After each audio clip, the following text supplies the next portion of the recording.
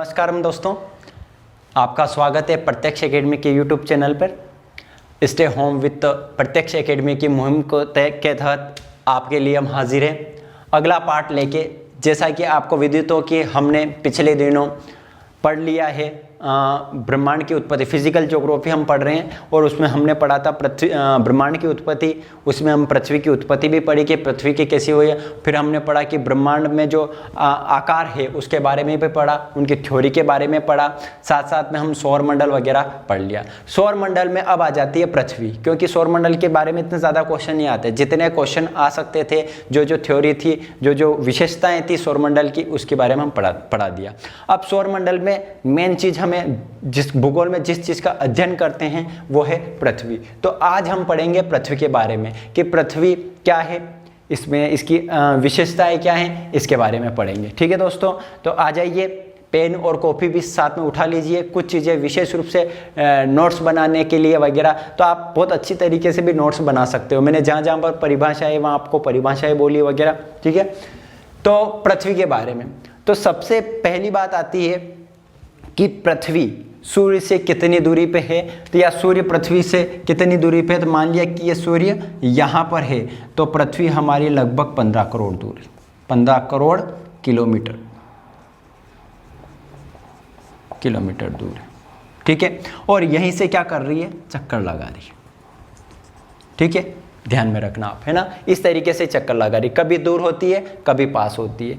लेकिन आप दोस्तों ध्यान रखना कि ये कोई भी वस्तु, एक सूर्य तो क्या है केंद्र में, पृथ्वी उसके चारों ओर चक्कर लगा रही। तो आप भी ऐसा एक प्रयोग कर सकते हैं कि कोई भी बॉल लीजिए या कोई भी वस्तु लीजिए, आप अगर उसको ऐसे घुमाओगे तो उस वस्तु पे अपने आप ही एक ऐसा बल लगेगा जो उसके केंद्र से बाहर की तरफ वस्तु को फेंकता है। आप एक मान लीजिए कि आप इसके कोई धागा बांधेंगे, इसको फिर ऐसे घुमाएंगे तो अपने आप ही आपके हाथ पे बल लगेगा, अर्थात इस पेन किसकी तरफ, बाहर की तरफ जाएगा, है ना। इसको कहते हैं अपकेंद्री बल। क्या कहते हैं दोस्तों, अपकेंद्री बल। उसी प्रकार मान लिया कि सूर्य आपका हाथ है और ये पृथ्वी इसके चारों ओर चक्कर लगा रही है, तो कहीं ना कहीं पृथ्वी पे एक बल लगता है जो कि क्या, बाहर की तरफ लगता है हमेशा। लेकिन एक फिक्स, इसका भी गुरुत्वाकर्षण है, इसका भी गुरुत्वाकर्षण है, इसका बैलेंस बन जाता है। ठीक है, तो ये चीजें अपन बाद में डिस्कस करेंगे। इससे पहले डिस्कस कर लेते हैं पृथ्वी के बारे में। ठीक है, तो पृथ्वी, इसका आकार क्या है, मैंने यहां पर लिखा है जियोइड। क्या लिखा है, जियोइड लिखा है। लेकिन अगर हिंदी में करें तो इसका होता है गोलाभ। क्या आकार, आपने कभी ऐसा शब्द सुना है कि आकार होता है गोलाभ? नहीं, गोलाभ का मतलब होता है पृथ्वी जैसा, अर्थात वह वस्तु सभी पृथ्वी कहलाएगी जिसका आकार कैसा हो, पृथ्वी के जैसा हो, अर्थात वह क्या कहलाएगी, गोलाभ कहलाएगी। तो गोलाभ का अर्थ होता है पृथ्वी जैसा आकार, ये ध्यान में रखना। गोलाभ का अर्थ क्या होता है, पृथ्वी जैसा आकार, क्योंकि पृथ्वी न तो गोलाकार है, न वृत्ताकार है, न वर्गाकार है। कैसी है दोस्तों, गोलाभ।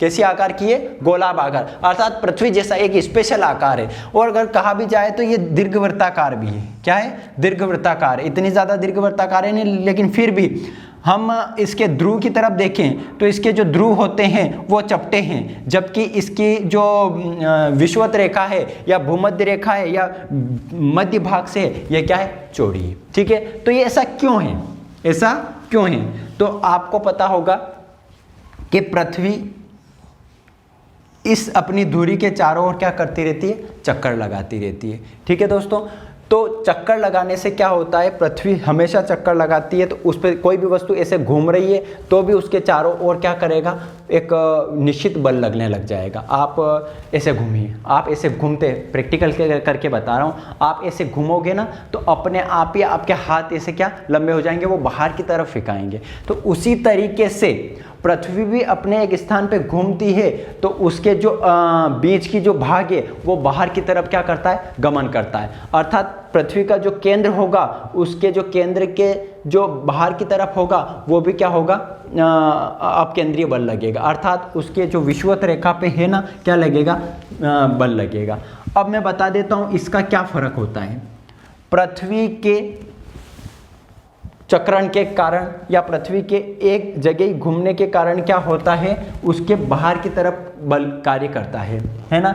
तो बल बाहर की कारण का, जैसे पृथ्वी घूमती जा रही, लेकिन उसके चारों ओर एक बल कार्य कर रहा है, इस तरीके से बल कार्य कर रहा है। कभी भी ऐसा तो है ही नहीं कि आप ऐसे घूम रहे हो और ऊपर की तरफ बल लगता है, नहीं लगता है ना। आप एक स्थान पे घूम रहे हो, पृथ्वी भी एक स्थान पे दिन रात में 24 घंटे में एक चक्कर लगा रही है अपने खुद की, अपनी धुरी के खुद के, मतलब पृथ्वी अपने खुद के स्थान पर एक चक्कर कितने टाइम में लगा रही है, 24 घंटे में, ठीक है। तो उस चक्कर लगाने के कारण क्या होता है कि यहाँ पर एक बल लगता है, उसी को कहते हैं परिक्रमण बल। यह हजारों साल से लग रहा। पृथ्वी कब उत्पन्न हुई थी, 4.6 अरब वर्ष पहले। तो इतने वर्षों से लगातार इन अपकेंद्रीय बल के कारण ये पृथ्वी गोलाकार थी पहले, लेकिन अब कैसी हो चुकी है, इस तरीके से हो चुकी है, ठीक है। आपको इतना ज़्यादा मालूम नहीं पड़ेगा, लेकिन ये यहाँ से, अर्थात अगर मैं ये केंद्र बिंदु मान लूँ और यहाँ से त्रिज्या डालूँ, क्या डालूँ दोस्तों, त्रिज्या डालूँ, इस तरीके से 2 त्रिज्याएँ डाल दी मैंने। तो मान लिया कि ये त्रिज्या ये है, आर है, और ये त्रिज्या कैपिटल आर डाल दी। तो ये वाली जो त्रिज्या रहेगी, इस वाली त्रिज्या से क्या होगी, अधिक बड़ी होगी। क्यों बड़ी होगी, क्योंकि पृथ्वी अपने स्थान पर चक्कर लगा रही, जिसके कारण अब केंद्रीय बल लग रहा है उसके केंद्र के अंदर के बाहर की तरफ। तो क्या हो रहा है, पृथ्वी इस भाग से, विषुवत भाग से क्या हो जी, ज़्यादा बड़ी हो गई है, ज़्यादा चौड़ाई, ज़्यादा प्रसार हो गया है, बजाय कि किसके, इस ध्रुवीय भाग के। तो ये होते हैं ध्रुव, क्या कहलाता है, ऊपर वाला जो उत्तरी ध्रुव और दक्षिणी ध्रुव, और ये कहलाता है उसका विषुवतीय रेखीय क्षेत्र। तो हम कह सकते हैं कि विषुवत रेखा पर या भूमध्य रेखा पर जो पृथ्वी की जो चौड़ाई है, प्रसार है, मतलब ये वाली जो लंबाई है वो क्या है, ज़्यादा है, बजाय कि किसके, इसके। तो केंद्रों की जो, केंद्र से जो दूरी है वो भी क्या है, यहाँ से ज़्यादा है। अर्थात केंद्र से यहाँ की दूरी क्या होगी, कम होगी। अगर उत्तरी ध्रुव पे जाऊं और वहां से मैं नापूं कि पृथ्वी का केंद्र कितना दूर है, तो कम दूर होगा बजाय कि इसके, ठीक है। तो विषुवतीय रेखीय क्षेत्रों पर पृथ्वी के केंद्र से दूरी ज्यादा होती है बजाय कि ध्रुवों के। और आपको पता है आपका गुरुत्वाकर्षण बल तो केंद्र से ही लग रहा है। पृथ्वी पर जो गुरुत्वाकर्षण, चारों तरफ जो गुरुत्वाकर्षण बल लग रहा है वो इसी की वजह से लग रहा है। तो यहाँ पर क्या है, जो ध्रुव है उसकी त्रिज्या क्या है, आर है, लेकिन इस त्रिज्या से कौन सी बड़ी है, आपके विषुवत रेखीय क्षेत्र की।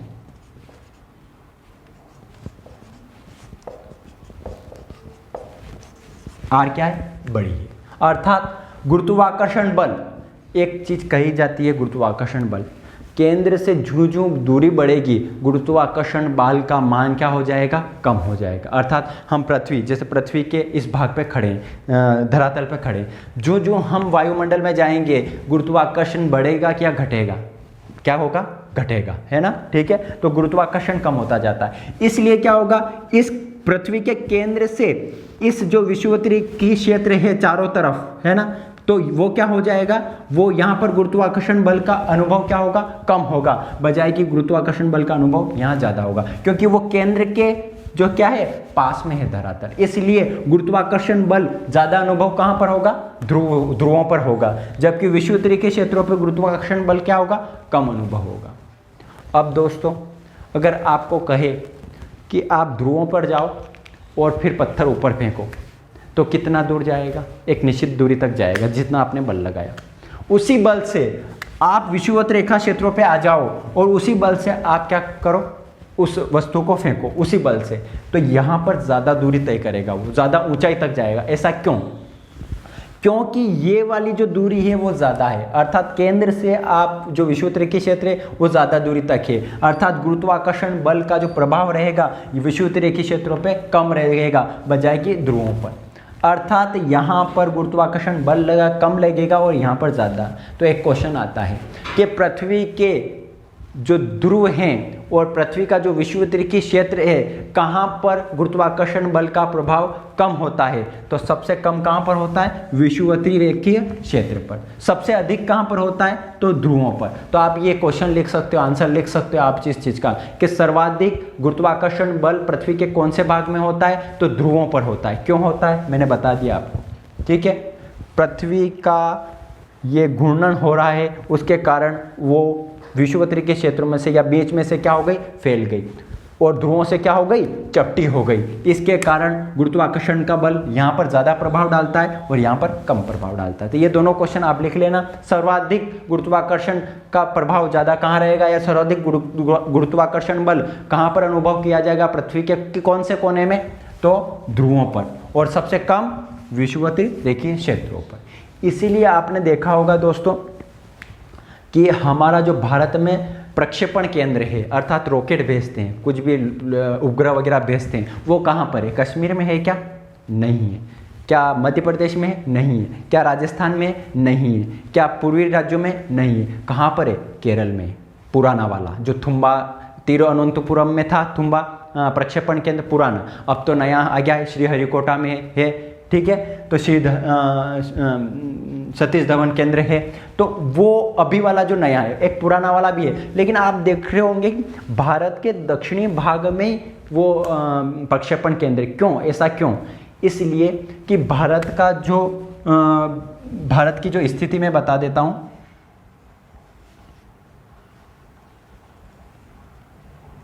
मैं थोड़ा सा जल्दी में मैप ड्रॉ कर रहा हूँ, तो थोड़ा सा हल्का सा क्या हो सकता है, टेढ़ा वेढ़ा हो सकता है, तो आप देख लें।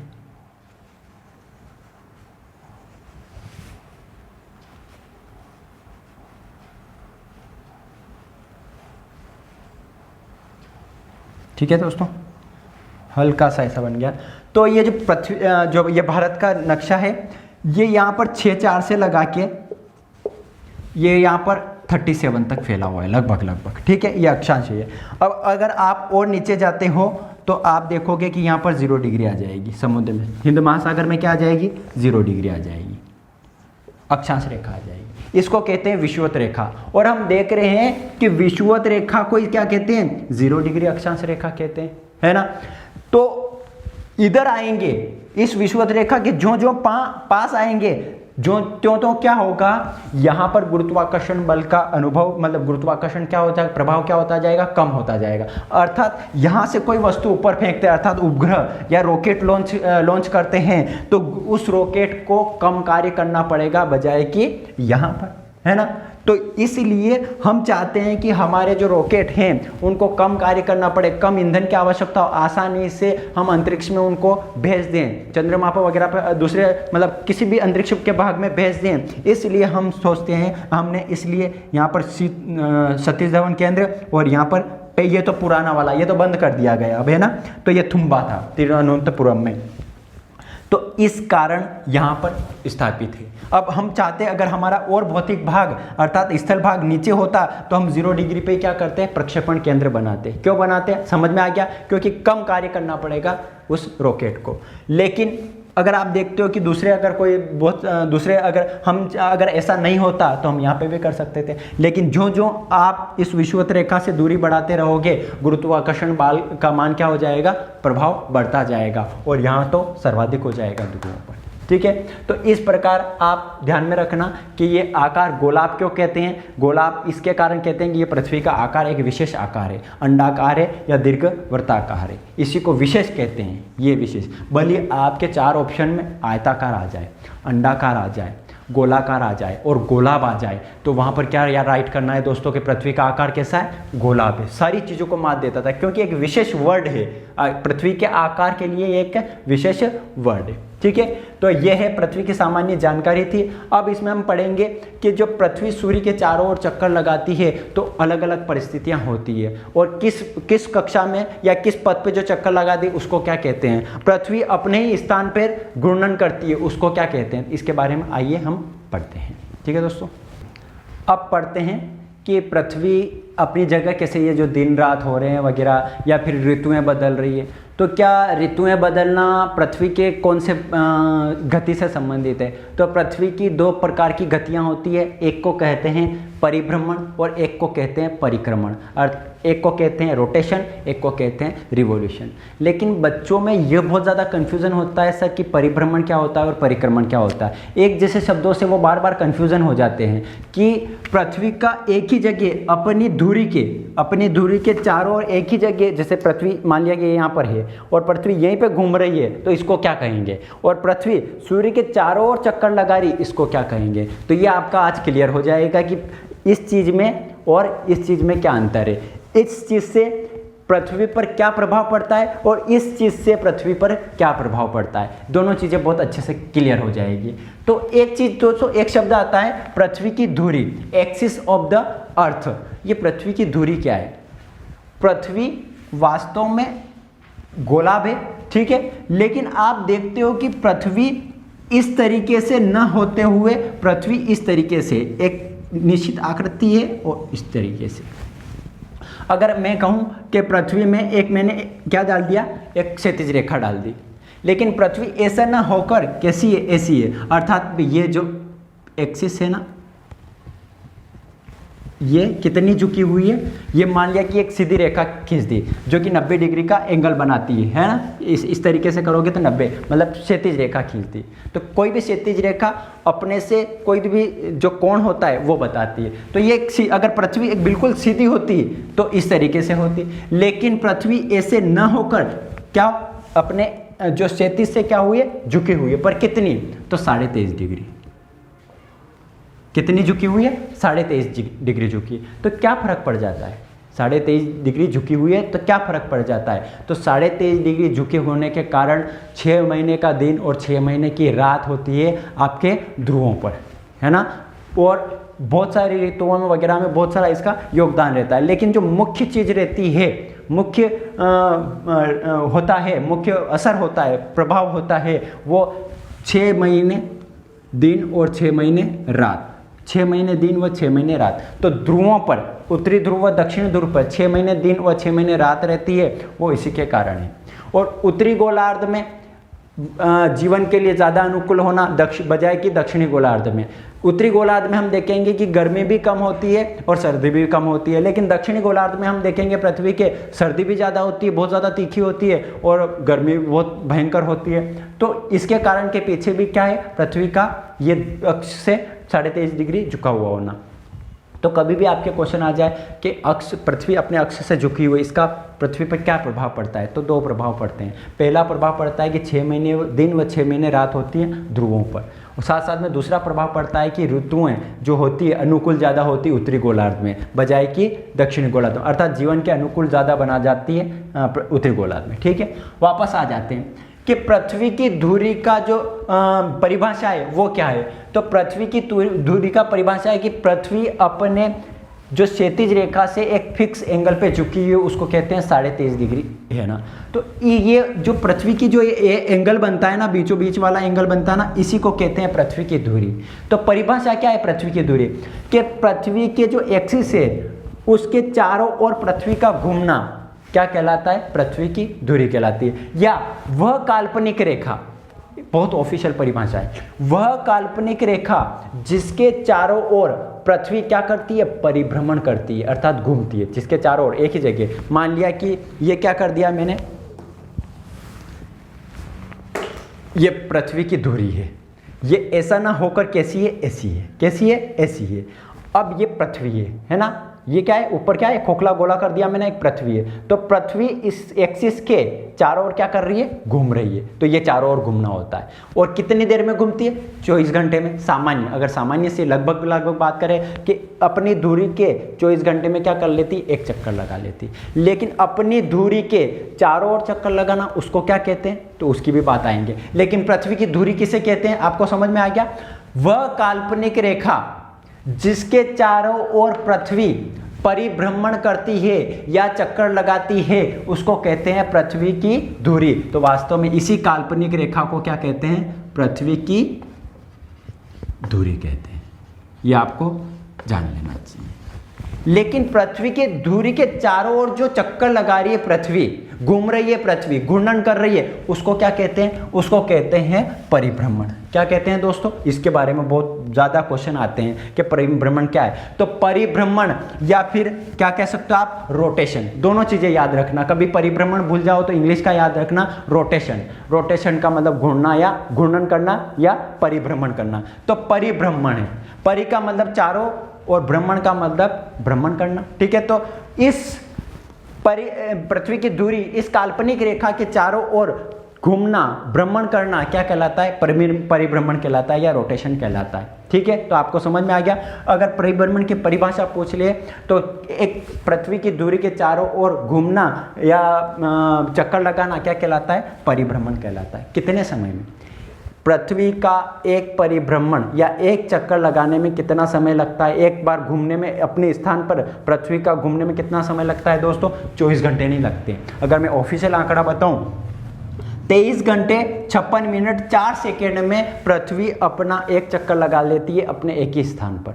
तो ये होता है, इसको कहते हैं परिभ्रमण। तो आपसे पूछ सकते हैं कि परिभ्रमण किसे कहते हैं? परिभ्रमण कहते हैं कि अपनी धुरी के चारों ओर चक्कर लगाना। और कितने समय में होता है? एक परिभ्रमण कितने समय में होता है? 23 घंटे 56 मिनट और 4 सेकेंड में। और आपने देखा होगा कि आपकी पृथ्वी ऐसे घूमती है। मान लिया कि ये मैंने यहाँ पर सूर्य बना लिया, यहाँ पर सूर्य स्थित है।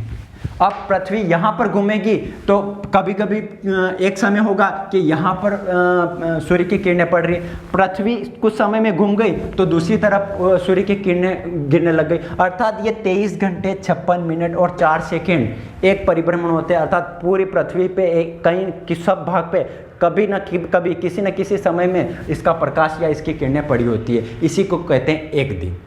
पृथ्वी का एक परिभ्रमण क्या कहलाता है? एक दिन कहलाता है। अर्थात एक दिन और रात दोनों हो जाएंगे, क्योंकि एक भाग में दिन होगा तो दूसरे भाग में रात हो जाएगी। तो एक दिन रात का समय क्या कहलाता है? परिभ्रमण कहलाता है। तो हम परिभ्रमण के प्रभाव जब पढ़ेंगे तो पढ़ेंगे कि परिभ्रमण का क्या प्रभाव पड़ता है। तो परिभ्रमण से पृथ्वी पर यह प्रभाव पड़ता है कि एक दिन रात हो जाता है। क्या हो जाता है? एक दिन रात का समय हो जाता है। अर्थात 24 घंटे को ही दिन रात का समय बोलते हैं। तो पृथ्वी का परिभ्रमण 23 घंटे 56 मिनट और 4 सेकेंड में हो रहा है, ठीक है। और एक और बात करें कि ये जो परिभ्रमण है, अर्थात पृथ्वी चक्कर लगा रही, किस स्पीड से लगा रही?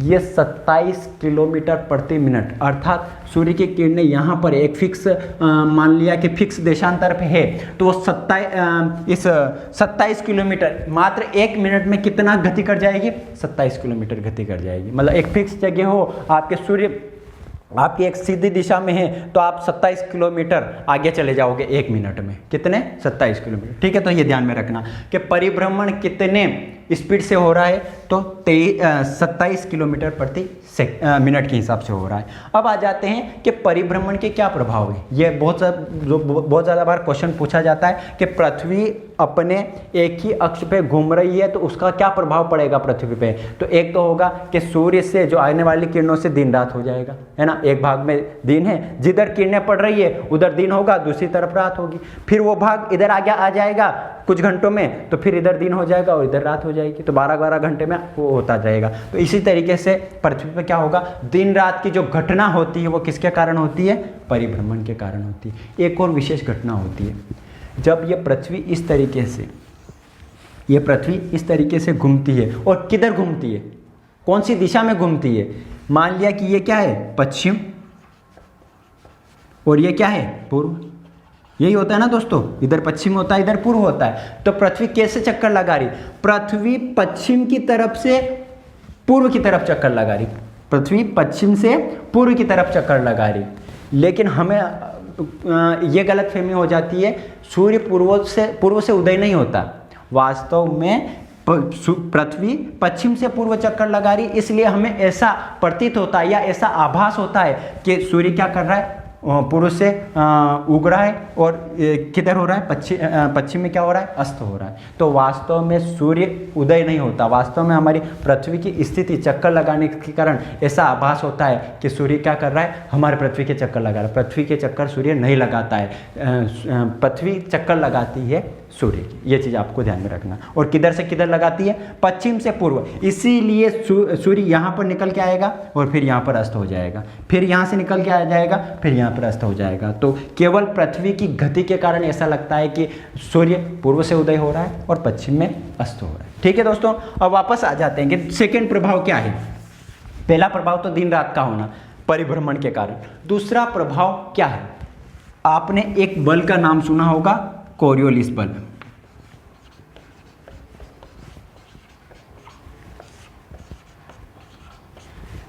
आपको मैं फिर याद दिला दूं, कई बार आपने दूसरे YouTube चैनल देखे होंगे, आपको संपूर्णता के साथ कुछ चीज़ नहीं मिलती। हम जो भी पढ़ाते हैं भले समय ज़्यादा लगे, लेकिन ऐसी संपूर्णता देते हैं कि बच्चा उस टॉपिक में से कुछ भी नहीं छूटे। ठीक है, तो कोरियोलिस बल क्या है?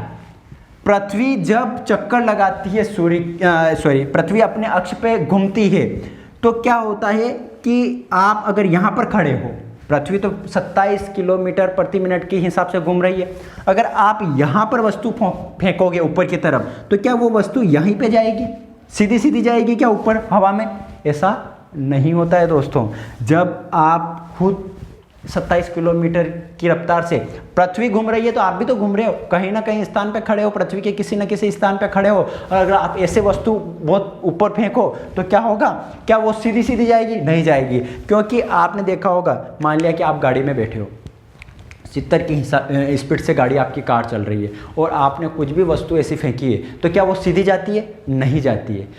आपको ऐसा लगेगा, आप जो गाड़ी में बैठे हो, आप वस्तु फेंको उधर कुछ, तो आपको तो ऐसा लगेगा पीछे गई, पर वास्तव में पीछे नहीं जाती है। एक स्थिर खड़ा व्यक्ति कहीं मैदान में, कहीं आपकी रोड की साइड में कोई स्थिर खड़ा है व्यक्ति, आपने गाड़ी में चलते हुए ऐसी कोई वस्तु फेंकी, आपको लगेगा कि वो वस्तु पीछे गई, लेकिन वास्तव में पीछे नहीं जाती, क्योंकि आपकी स्पीड ज़्यादा है, इसलिए आपको लगा कि वो पीछे की तरफ गई, ऊपर की ओर पीछे की तरफ गई, लेकिन ऐसा नहीं होता। एक स्थिर व्यक्ति को देखो, आप जैसे ही वस्तु फेंकते हो तो उस स्थिर व्यक्ति से पूछोगे कि वह वस्तु किधर की गति करी, तो बोलेगा आप जिधर गति कर रहे थे वस्तु उधर ही ऊपर गति करी। ठीक है, तो वास्तव में कोरियोलिस बल में यही होता है कि आप एक गाड़ी में सवार, अर्थात पृथ्वी पश्चिम से पूर्व की तरफ 27 किलोमीटर प्रति मिनट की रफ्तार से क्या कर रही है? गति कर रही है। आप कोई भी वस्तु फेंकोगे तो वो पीछे की तरफ नहीं जाएगी, वो किधर जाएगी? आगे की तरफ जाएगी।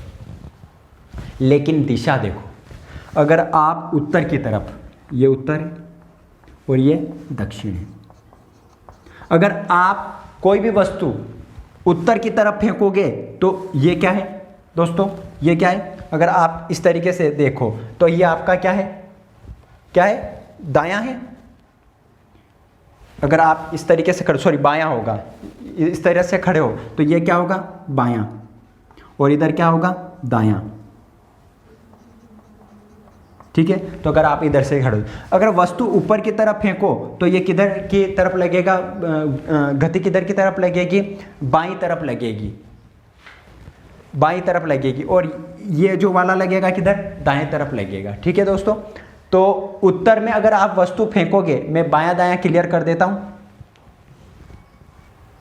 ठीक है दोस्तों, थोड़ा सा कंफ्यूजन हो रहा था, इसलिए मैंने वीडियो को टेक्निकल टीम से पॉज करने के लिए कहा था। जैसे आप कोई भी वस्तु अगर उत्तर की तरफ फेंक रहे हो, तो आपकी जो मुंह की दिशा होगी कैसे होगी? इस तरफ होगी। तो अगर वस्तु को इधर फेंकोगे तो वास्तव में जो पृथ्वी गति कर रही है, किधर गति कर रही है? पश्चिम से पूर्व की तरफ गति कर रही है, तो वस्तु हवा में किधर गति करेगी? इधर की तरफ गति करेगी। आप हो दक्षिण में, अर्थात इस तरफ मुंह करके खड़े होंगे तो ऐसे खड़े होंगे।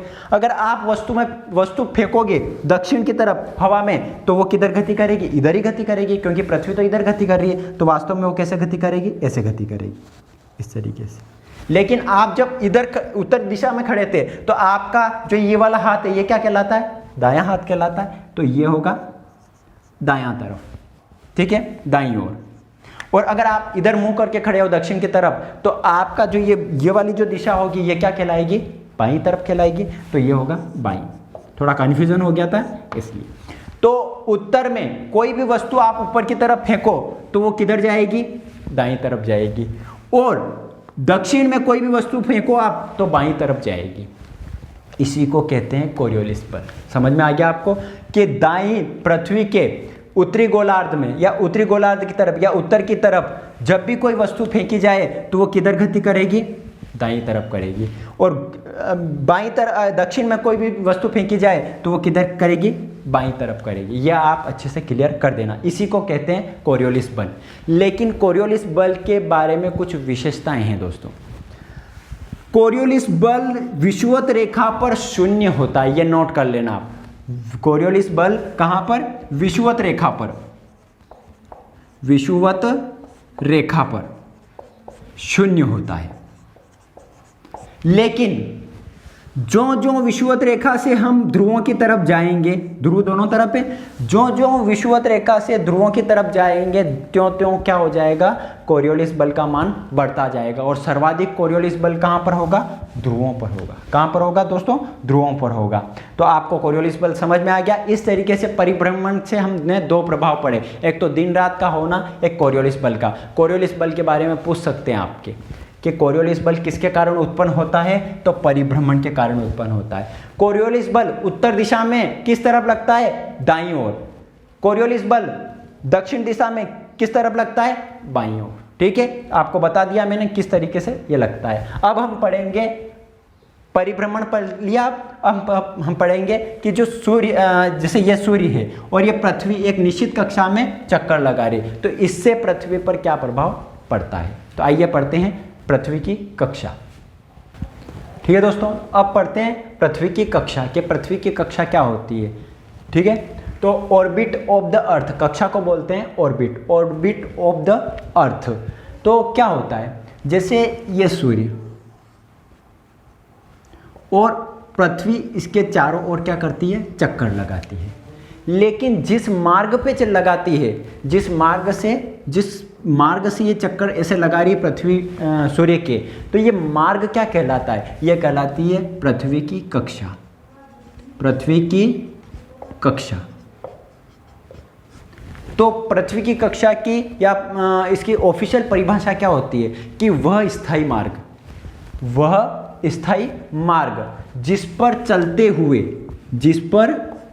हुए पृथ्वी सूर्य के चारों ओर चक्कर लगाती है, उसी स्थायी मार्ग को पृथ्वी की कक्षा कहते हैं। जैसे सभी ग्रहों की अपनी अपनी कक्षा होती है, मंगल की अलग है, बुध की अलग है, शुक्र की अलग है। और मैंने ये भी बताया था, जो जो ग्रहों की कक्षा बढ़ती जाती है, दूरी बढ़ती जाती है सूर्य से, तो उनका जो परिक्रमण काल होता है वो क्या होता जाता है, बढ़ता जाता है। अर्थात वहाँ की जो वर्ष की अवधि होती है वो बढ़ती जाती है। जैसे बृहस्पति पर एक वर्ष कितने 11 वर्ष में होता है। तो वास्तव में सबकी, हर ग्रह की अपनी एक कक्षा होती है, उसी स्थायी एक फिक्स मार्ग होता है, उसी पे चलता है। तो पृथ्वी की कक्षा किसे कहेंगे कि सूर्य के चारों ओर वह स्थायी मार्ग जिस पर पृथ्वी चलते हुए सूर्य के चारों ओर क्या लगाती है, चक्कर लगाती है, वो कहलाती है पृथ्वी की कक्षा।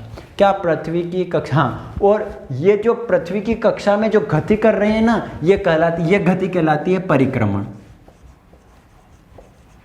या इसको कहते हैं रिवॉल्यूशन।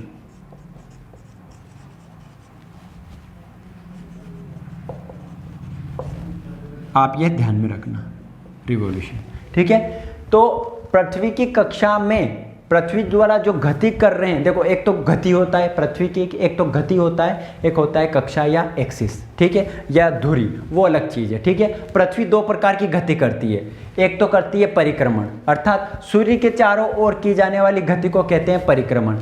एक दूसरी गति होती है पृथ्वी की कि अपनी धुरी पे क्या कर देना, घूम जाना, उसको कहते हैं परिभ्रमण, रोटेशन कहते हैं। तो ये आप पृथ्वी दो प्रकार की गति करती है केवल कम, तो ये आप विशेष रूप से ध्यान में रखिए। ठीक है, लेकिन कक्षा में क्या होती है, परिक्रमण होता है। पृथ्वी की कक्षा में जो पृथ्वी द्वारा चक्कर लगाया जाता है वो क्या कहलाता है, परिक्रमण। या पृथ्वी की एक निश्चित कक्षा में सूर्य के चारों ओर चक्कर लगाना क्या कहलाता है, परिक्रमण। ठीक है, तो ये दोनों परिभाषाएं आप नोट डाउन कर ले। ठीक है, किसी प्रकार का कोई कन्फ्यूजन नहीं रखना। लेकिन पृथ्वी की कक्षा में चलते हुए एक विशेष स्थिति आती है पृथ्वी की, कि कभी कभी क्या होता है, सूर्य से जो दूरी है पृथ्वी की कक्षा की, वो क्या हो जाती है, न्यूनतम हो जाती है, और कभी कभी क्या हो जाती है, बहुत ज़्यादा हो जाती है। इन दो अवस्थाएं हैं, क्या होती है, दो अवस्थाएं, या तो सूर्य से बहुत पास में आ जाए, या क्या हो जाए, बहुत दूर चले जाए, है ना। ठीक है, तो वास्तव में ये एक निश्चित दूरी है। तो अगर हम कहें कि सूर्य पृथ्वी से कितनी दूर है, तो लगभग कहा जाता है कि सूर्य और पृथ्वी के बीच में कितनी दूरी है, 15 करोड़ किलोमीटर दूर है, जो कि मैंने आपको पिछली कक्षा में भी बताया था। 15 करोड़ किलोमीटर दूर है, लेकिन ये लगभग है। क्या है दोस्तों, लगभग, एवरेज है। लेकिन हमेशा 15 करोड़ किलोमीटर हो सूर्य और पृथ्वी के बीच में दूरी, ऐसा संभव नहीं है। वास्तव में पृथ्वी जो सूर्य के चारों ओर चक्कर लगा रही वो वर्ताकार चक्कर नहीं लगा रही, वो लगा रही है दीर्घ वर्ताकार चक्कर लगा रही। कैसे लगा रही चक्कर दोस्तों? दीर्घ वर्ताकार, अर्थात कभी सूर्य के पास में आ जाती है और कभी क्या हो जाती है, दूर। अगर सूर्य के फिक्स बीच में होता तो फिर ऐसी स्थिति आती नहीं। हमेशा जो पृथ्वी पर जो प्रकाश किरणों की जो स्थिति रहती है वो बराबर रहती है। ठीक है, तो वापस आ जाते हैं कि ये दूरी क्या घटती बढ़ती है? बिल्कुल 15 करोड़ एवरेज दूरी है, जबकि यहाँ पर दो स्थितियाँ आप देख रहे होंगे। पहली स्थिति है उपसौर। क्या है दोस्तों? उपसौर। आपने उपशब्द का हिंदी में आपने उपशब्द पढ़ा होगा, उपसर्ग पढ़ा होगा। उप का मतलब होता है पास में, सौर का मतलब होता है सूर्य। सौर का मतलब क्या होता है? सूर्य। तो सूर्य के पास में, अर्थात सूर्य के पास में आ जाना, यह घटना क्या कहलाती है दोस्तों? उपसौर कहलाती है। क्या होता है? पृथ्वी अपनी कक्षा में चलते हुए सूर्य के सबसे अधिक पास में आ जाती है। कितने पास में आ जाती है? आपको मैंने बताया कि 15 करोड़ किलोमीटर क्या है इसकी फिक्स लगभग एवरेज दूरी है। लेकिन जब उपसौर की घटना होती है तो पृथ्वी और सूर्य के बीच में दूरी होती है वो इतनी हो जाती है, करोड़ किलोमीटर, अर्थात 14 करोड़ और 70 लाख या 14.7 करोड़ किलोमीटर क्या हो जाती है? इसकी दूरी हो जाती है। जबकि अधिकतम दूरी क्या हो जाती है? 15.2 करोड़ किलोमीटर। यह आपको विशेष रूप से ध्यान में रखना। तो हम पहले एक एक चीज की बात करेंगे उपसौर की। तो क्या उपसौर क्या है? पृथ्वी और सूर्य एक निश्चित समय में क्या होते हैं? पास में, सबसे सर्वाधिक समीप होते हैं। इस घटना को कहते हैं उपसौर। ये विशेष दिन को घटती है। उस विशेष दिन है 3 जनवरी। क्या है दोस्तों? 3 जनवरी। तो उपसौर क्वेश्चन कई बार आया हुआ है कि उपसौर कब होता है? तो 3 जनवरी को होता है। कि क्या है उपसौर? कि पृथ्वी व सूर्य का नजदीक आ जाना, सबसे नजदीक आ जाना क्या कहलाता है? उपसौर कहलाता है। और यह घटना कब होती है? 3 जनवरी को होती है। कब होती है दोस्तों? 3 जनवरी को होती है। अब फिर आ जाते हैं अपसौर पे आ जाते हैं। अपसौर, इनके इंग्लिश वर्ड भी ध्यान में रखना। अपसौर को बोलते हैं अपोजी और इसको बोलते हैं प्रीजी, या फिर कभी कभी इसका उच्चारण अपोगी और प्रीगी के इसमें भी किया जाता है। तो ठीक है, तो अपसौर क्या है? अपसौर अप का मतलब होता है दूर, अप का मतलब क्या होता है? दूर, और सौर का मतलब होता है सूर्य। जब सूर्य व पृथ्वी के बीच में सर्वाधिक दूरी होती है, अधिकतम दूरी होती है, इस घटना को कहते हैं अपसौर कहते हैं। क्या कहते हैं? अपसौर। और ये कितनी दूरी, अधिकतम दूरी क्या है? 15.2 करोड़ किलोमीटर। और ये कब होती है? 4 जुलाई को होती है। कब होती है? 4 जुलाई को होती है। तो 4 जुलाई को अपसौर की घटना होती है और 3 जनवरी को उपसौर की घटना होती है। सीधे सीधे क्वेश्चन फैक्ट पूछ लिया जाता है। और सूर्य और पृथ्वी के बीच में अगर आपसे अधिकतम दूरी पूछ ले तो कितनी बतानी है? 15.2 करोड़ किलोमीटर। या सूर्य और पृथ्वी के बीच में न्यूनतम दूरी पूछ ले तो आपको कितनी बतानी है? 14.7 करोड़ किलोमीटर। या फिर आपसे सामान्य दूरी पूछ ले कि पृथ्वी और सूर्य के बीच में कितनी दूरी है, तो आपको क्या बताना है? 15 करोड़ किलोमीटर बताना। तो इस तरीके से पृथ्वी की कक्षा है। इसमें और आगे हम पढ़ते हैं। अब पढ़ते हैं परिभ्रमण। परिक्रमण। तो इस रिवॉल्यूशन कहते हैं इसे इंग्लिश में, और इंग्लिश भी ध्यान रखना क्योंकि बहुत ज़्यादा कन्फ्यूजन होगा परिभ्रमण और परिक्रमण में, इसलिए इंग्लिश हमेशा ध्यान में रखना। रिवॉल्यूशन से आप एक ध्यान में रखो क्रांति। रिवॉल्यूशन का मतलब क्या होता है? एक कोई बड़ा परिवर्तन होता है उसे कहते हैं क्रांति। जैसे हरित क्रांति हुई, पुनर्जागरण हुआ वगैरह। तो क्रांति का मतलब होता है कि एक परिवर्तन होता है। जैसे हमारे पृथ्वी पर जो ऋतु में परिवर्तन होती है तो वो किसके कारण होगी? वो परिक्रमण के कारण ही होगी। तो रिवॉल्यूशन का मतलब होता है क्रांति, है ना। और परिभ्रमण का मतलब होता है रोटेशन। तो रोटेशन से केवल दिन रात होंगे। सूर्य एक स्थिति में, एक मोमबत्ती रख लो और किसी भी वस्तु को ऐसे घुमाओ तो एक विशेष भाग पे क्या होगा? उस मोमबत्ती का प्रकाश पड़ेगा। लेकिन क्या सभी भाग पे पड़ रहा? नहीं पड़ रहा है। तो वहां पर केवल दिन रात हो रहे हैं, किसके कारण? परिभ्रमण के कारण। कोरियोलिस बल लग रहा है, किसके कारण? परिभ्रमण के कारण। लेकिन हम यहाँ पर वापस आ जाते हैं परिक्रमण में। तो परिक्रमण किसके कारण? परिक्रमण होता है क्या है और उसके प्रभाव क्या है? तो परिक्रमण की एक ही परिभाषा है कि सूर्य के चारों ओर पृथ्वी का जो चक्कर लगाने में जो समय लगता है उसे कहते हैं परिक्रमण। या जो सूर्य के चारों ओर चक्कर लगाया जाता है पृथ्वी के द्वारा एक विशेष पथ पे, एक विशेष कक्षा में, उसे कहते हैं परिक्रमण। इसमें समय कितना लगता है? इसमें समय लगता है 365 दिन 5 घंटे 48 मिनट 46 सेकंड। 46 सेकंड याद रहे ना रहे, आपको ये याद रहना चाहिए कि 365 दिन 5 घंटे व 48 मिनट लग रहे हैं दोस्तों। 365 दिन 5 घंटे 48 मिनट लग रहे हैं। अगर लगभग बोला जाए तो 365 दिन और 6 घंटे। लगभग ये कभी लगभग में आ जाए तो आप इस तरीके से जवाब दे सकते हो कि 365 दिन 6 घंटे। लेकिन इसमें जो 6 घंटे एक्स्ट्रा रहते हैं, ये 6 घंटे कभी भी कहोगे कि वर्ष कितने का अपने यहाँ पर वर्ष होता है 365, अर्थात जो वर्ष होता है वो एक वर्ष का मतलब है कि सूर्य के चारों ओर पृथ्वी का एक चक्कर पूरा कर लेना एक वर्ष कहलाता है। वो कितने समय में होता है? 365 दिन 5 घंटे 48 मिनट। लेकिन ये 6 घंटे एक्स्ट्रा कहाँ जोड़ते हैं क्या? अपन नहीं जोड़ते हैं। हर वर्ष अपन देखते हैं कि 365 दिन होते हैं पूरे और वो वर्ष कर लेते हैं। लेकिन ऐसी व्यवस्था बिठाई है हमने कि 3 वर्ष मतलब 4 वर्ष तो 365 दिन, मतलब 3 वर्ष तो 365 दिन ही ले लेते हैं। लेकिन हर चौथे वर्ष आपने देखा होगा कि मान लिया कि ये पहला वर्ष है, इसमें 365 दिन ही लिए तो यहाँ पर 6 घंटे बाकी रह गए। फिर दूसरा वर्ष आया, उसमें भी 365 दिन लिए, 6 घंटे बाकी रह गए। तीसरा वर्ष आया, उसमें भी अपनों ने 365 दिन लिए, 6 घंटे बाकी रह गए। चौथा वर्ष आया, उसमें भी आपको क्या रहेगा कि 6 घंटे बाकी रहेंगे। लेकिन ये जो चारों 6 घंटे हैं, इसको इसमें जोड़ देंगे तो 6 चौका 24, अर्थात एक दिन कितने का होता है दोस्तों? 24 घंटे का होता है। तो बस ये 24 घंटे इसमें जोड़ लिए जाते हैं। हर चौथे वर्ष जो वर्ष की अवधि रहती है 365 ना होकर कितनी रहती है? 366।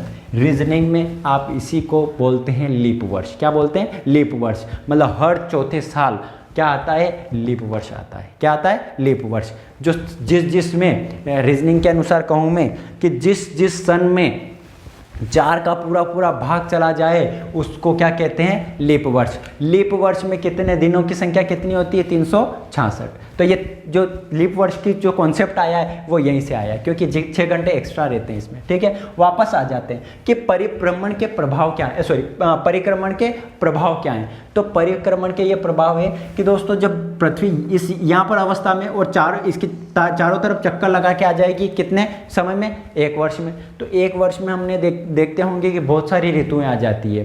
ग्रीष्म ऋतु आ जाती है, शरद ऋतु आ जाती है, वर्षा ऋतु आ जाती है, अलग अलग प्रकार की। वैसे मेन ऋतुएं अगर करें हम तो शीत ऋतु और कौन सी? ग्रीष्म ऋतु, है ना। तो ये ऋतुएं जो परिवर्तन हो रही है ये किसके कारण हो रही है? आपके अक्षीय झुकाव और किसके कारण? परिक्रमण। तो इसमें अक्षीय झुकाव भी मायने रखता है। ठीक है, तो आपको कभी पूछा जाए कि जो ऋतुएं परिवर्तन हो रही है या दिन रात हो रहा है तो वो कहीं ना कहीं परिक्रमण के कारण भी हो रहा है और किसके कारण? अक्षीय झुकाव के कारण हो रहा है। और ऋतुओं में देखा जाए तो परिक्रमण होगा। ठीक है, वापस आ जाते हैं कि इसका और क्या चीज़ है। तो इसमें आप देखते होंगे कि जब पृथ्वी सूर्य के चारों ओर पृथ्वी घूमती है तो वो गोलाकार में नहीं घूमती है, वो वृत्ताकार मार्ग में नहीं घूमती है। कभी वो पास आती है, कभी दूर जाती है, लेकिन इसकी स्थितियां तो समान रहती है। कभी यहाँ रहेगी, कभी यहाँ रहेगी, कभी यहाँ रहेगी, कभी यहाँ रहेगी। अगर पास में और दूर जा रही है तो वो चीज़ें अपनों ने पढ़ ली, अपसोर वो उपसोर में पढ़ ली। लेकिन जब सूर्य की किरणें अलग अलग स्थितियों में, पृथ्वी की अलग अलग स्थितियों में अलग अलग जगह पड़ेगी, बस उसी चीज़ को ध्यान में रखते हुए हमने पृथ्वी को अलग अलग ऋतुओं में बांट दिया है कि परिक्रमण के दौरान अगर सूर्य यहाँ पृथ्वी यहाँ पर है सूर्य की इस स्थिति में, तो अब देखो आपको पता होगा कि आपकी पृथ्वी 23.5 डिग्री क्या हुई है? झुकी हुई है। और आपके जो बीच में जो रेखा है पृथ्वी को 2 बराबर भागों में बांटती है, वो रेखा को क्या कहलाती है? विषुवत रेखा कहलाती है, या मैं कहूँ कि भूमध्य रेखा कहलाती है। तो विषुवत रेखा, और जो ऊपर वाली रेखा होगी लगभग 23.5 डिग्री ऊपर, वो क्या कहलाती है? कर्क रेखा। और जो नीचे वाली होगी दक्षिण विभाग में, वो क्या कहलाती है? मकर। इसी प्रकार मैं बना देता हूँ। ये मैंने तीनों रेखाएं बना ली, तीनों अक्षांश बना लिए। भूमध्य रेखा, नीचे फिर मकर रेखा और ऊपर कर्क रेखा, इस तरीके से बना ली। लेकिन मैंने ये क्या चीज़ बनाई कि सूर्य की अगर किरणें सीधी मकर रेखा पे पड़े, सूर्य की किरणें अगर सीधी मकर रेखा पे, अगर ऐसी स्थिति में आपको पता है 23.5 डिग्री झुका हुआ है, अगर सूर्य की सीधी किरणें कहाँ पर पड़ेगी, क्योंकि सूर्य की किरणें तो एक समान भाग में, एक समान मात्रा में जा रही है, लेकिन पृथ्वी ऐसे है तो ज़्यादा किरणें और सीधी किरणें कहाँ पर पड़ेगी दोस्तों, मकर रेखा पड़ेगी। देखो यहाँ पर देख लो आप, सूर्य की अगर सीधी किरणें अगर जा रही है तो वो कहाँ पर गिरेगी, किस पे गिरेगी, इस मकर रेखा पे। नीचे वाली जो दक्षिणी भाग में, दक्षिणी गोलार्ध में स्थित होती है 23.5 डिग्री पे, वो क्या कहलाती है, मकर रेखा। अगर सूर्य की किरणें मकर रेखा पे सीधी गिरे तो उसको कहेंगे अयनांत कहेंगे। क्या कहेंगे, अयनांत। सूर्य की किरणें सीधी कहाँ पर गिरे दोस्तों, कहाँ पर गिरे, कर्क रेखा पर गिरे तो भी उसको क्या कहेंगे, अयनांत कहेंगे। तो जो सूर्य के चारों ओर पृथ्वी चक्कर लगाती है, परिक्रमण काल के दौरान स्थितियां जो बनती है दो प्रकार की बनती है। एक प्रकार की बनती है अयनांत और दूसरी प्रकार की बनती है विषुव। तो आपके एग्जाम में आता है कि अयनांत क्या है या फिर विषुव क्या है। तो अयनांत या सोलिस्टिक, अयनांत उस स्थिति को कहते हैं जब सूर्य की सीधी सीधी किरणें कर्क रेखा पे पड़े या फिर मकर रेखा पे पड़े या फिर कहाँ पर पड़े, कर्क रेखा पर पड़े। तो सूर्य की सीधी किरणों का कर्क रेखा पर पड़ना और मकर रेखा पर पड़ना क्या कहलाता है, अयनांत कहलाता है। क्या कहलाता है, केवल मकर या केवल कर्क पे नहीं, सूर्य की सीधी सीधी किरणें कर्क रेखा पर या मकर रेखा पर पड़े उस स्थिति को क्या कहेंगे दोस्तों, अयनांत कहेंगे।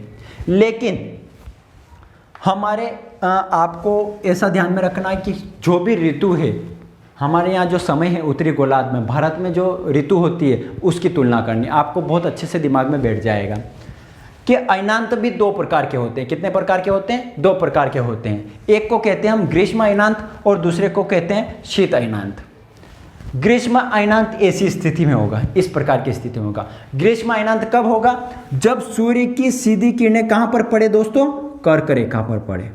सूर्य की, देखो अयनांत किसे कहेंगे, कर्क और मकर रेखा पर सूर्य की सीधी किरणें पड़ना अयनांत कहलाता है। लेकिन सूर्य की अगर सीधी किरणें कर्क रेखा पर पड़े तो उसको कहेंगे हम ग्रीष्म अयनांत। क्या कहेंगे, ग्रीष्म अयनांत। ये कब होता है, 21 जून को, अर्थात 21 जून को कर्क रेखा पर सूर्य की क्या पड़ती है, सीधी सीधी किरणें पड़ती है। और कर्क रेखा किधर है दोस्तों, पृथ्वी के उत्तरी गोलार्ध में है या दक्षिणी गोलार्ध में, उत्तरी गोलार्ध में है। अर्थात आपकी जो कर्क रेखा है, पृथ्वी की जो कर्क रेखा है, भारत के लगभग बीचों बीच से गुजरती है, 5 राज्यों से गुजरती है कर्क रेखा। आपके गुजरात से होकर राजस्थान, फिर एमपी, छत्तीसगढ़, झारखंड, पश्चिम बंगाल, 8 राज्यों से, तो फिर त्रिपुरा, मिजोरम वगैरह। ओके, ठीक है। तो आपको ये ध्यान में रखना है कि हमारी कर्क रेखा 8 राज्यों से होकर गुजर रही है, ठीक है।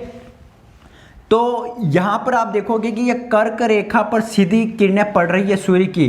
तो जहाँ पर सूर्य की सीधी सीधी किरणें पड़े या सूर्य लंबवत हो तो वहाँ पर सौर विकिरणें भी ज़्यादा प्राप्त होगी, और सौर विकिरणें ज़्यादा प्राप्त होगी तो उस स्थिति को क्या कहेंगे, ग्रीष्म ऋतु कहेंगे। क्या कहेंगे दोस्तों, ग्रीष्म ऋतु कहेंगे। तो यहाँ पर जो उत्तरी गोलार्ध में उस वक्त क्या ऋतु होगी दोस्तों, ग्रीष्म ऋतु होगी। इसीलिए इस अयनांत का नाम क्या है, ग्रीष्म ऋतु है। और कर्क रेखा पर पड़ रही है इसलिए इसका नाम क्या है, ग्रीष्म अयनांत। तो क्वेश्चन कैसे आता है, यहाँ से क्वेश्चन इस प्रकार आता है कि ग्रीष्म अयनांत कब होता है, अर्थात कर्क रेखा पर सूर्य की सीधी सीधी किरणें कब पड़ती है, तो कब पड़ती है दोस्तों, 21 जून को पड़ती है। और ग्रीष्म अयनांत में क्या विशेषता है कि ग्रीष्म अयनांत अर्थात कर्क रेखा पर जब भी किरणें सीधी रेखा में पड़ेगी, लंबवत पड़ेगी सूर्य की किरणें, तो उस दिन वहां पर अर्थात उस उत्तरी गोलार्ध में ही कर्क रेखा है, तो उत्तरी गोलार्ध में कर्क रेखा पर सीधी प्रकाश की किरणें गिरना क्या कहलाता है, ग्रीष्म अयनांत कहलाता है। इस दिन उत्तरी गोलार्ध में, यहाँ का जो उत्तरी गोलार्ध का जो दिन होगा उसकी अवधि क्या होगी, सर्वाधिक होगी, क्योंकि सूर्य की किरणें सीधी पड़ रही है। इसीलिए सबसे बड़ा दिन, उत्तरी गोलार्ध का सबसे बड़ा दिन क्या होगा, ग्रीष्म अयनांत, अर्थात क्या होगा, 21 जून। आपने ये देखा होगा 21 जून क्या होगा, हमारे उत्तरी गोलार्ध का सबसे बड़ा दिन होता है। अर्थात हमारे यहाँ भारत में गर्मी रहे तो वो होगा ग्रीष्म अयनांत। क्या होगा, ग्रीष्म अयनांत। अर्थात 21 जून को भारत में क्या होता है, सबसे बड़ा दिन होता है, अर्थात सबसे बड़ा दिन उत्तरी गोलार्ध का भी और भारत का भी, ठीक है, कैसे भी पूछ सकता है। अगर उत्तरी गोलार्ध में सबसे बड़ा दिन है तो सबसे बड़ी रात क्या होगी? दक्षिणी गोलार्ध में, क्योंकि सूर्य ज़्यादा टाइम तक कहाँ ठहर रहा है? उत्तरी गोलार्ध में ठहर रहा है, तो फिर वहाँ रात बड़ी हो जाएगी वहाँ दक्षिणी गोलार्ध, तो दक्षिणी गोलार्ध की सबसे बड़ी रात हो जाती है। ठीक है दोस्तों, अब दूसरी स्थिति में आ जाता है कि अगर सूर्य की किरणें सीधी कहाँ पर पड़ने लग जाए?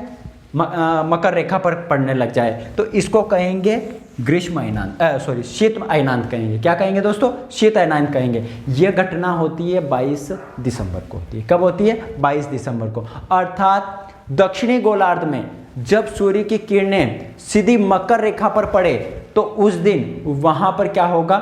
सबसे बड़ा दिन होगा। दक्षिणी गोलार्ध का सबसे बड़ा दिन क्या कहलाता है? 22 दिसंबर कहलाता है। अगर दक्षिणी गोलार्ध में सबसे बड़ा दिन है तो उत्तरी गोलार्ध में क्या होगी? सबसे बड़ी रात होगी, है ना, क्योंकि सूर्य ज़्यादा टाइम तक ठहरेगा। तो शीत अयनांत कब होता है? जब मकर रेखा पर सूर्य की सीधी किरणें पड़े, उस दिन क्या होगा? सबसे बड़ा दिन होगा। कहाँ पर? दक्षिणी गोलार्ध में। और सबसे बड़ी रात होगी कहाँ पर? उत्तरी गोलार्ध में। और यह घटना कब होती है? 22 दिसंबर को।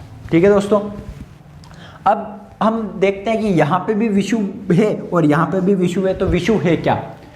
जब सूर्य की किरणें सीधी सीधी विषुवत रेखा पर पड़े उस घटना को कहेंगे विषुव। क्या कहेंगे? विषुव कहलाता है। लेकिन अलग अलग ऋतुओं में अलग अलग विषुव होता है।